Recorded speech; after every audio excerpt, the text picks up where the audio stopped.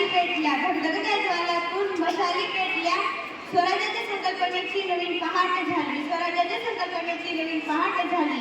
अखंड स्वराज्याची सावली घनतेच गमावली, घनतेच गमावली.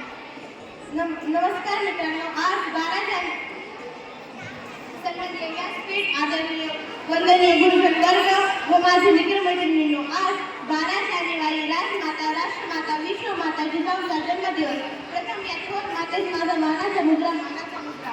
हिंदवी स्वराज्याचे संस्थापक छत्रपती शिवाजी महाराज व प्रतापवीर संभाजी महाराज या दोन छत्रपतींना घडवणाऱ्या आदर्श राजमाता म्हणजे जिजाऊ माता होय.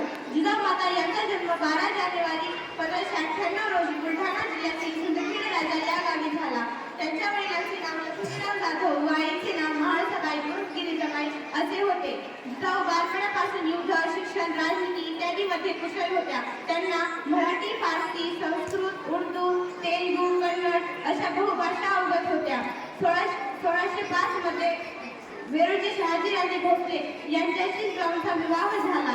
जिजाऊंचे जीवन हा संस्काराचा खजिनाच होता. मातृत्व, नेतृत्व व कर्तृत्व या 3 गुणांचा संगम माता जिजाऊ झाला होता.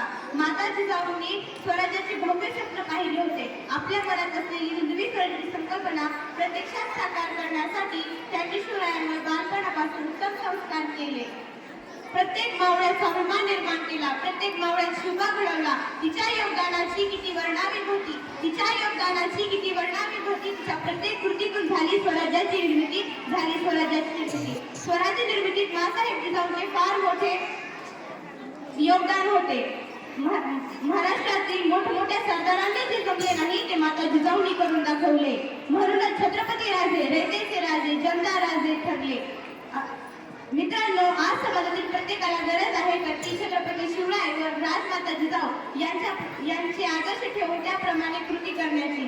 शेवटी मी इतकेच म्हणते, जिजामाता होता तुम्ही कर्तबगार, जिजामाता होता तुम्ही कर्तबगार. म्हणूनच दिली शिवबास तलवार, म्हणूनच दिली शिवबास तलवार. तुमचे हे उपकार आणि कधी न विसरणार, कधी न विसरणार. यावेळी बोलून मी माझे भाषण संपवते. जय हिंद, जय भारत.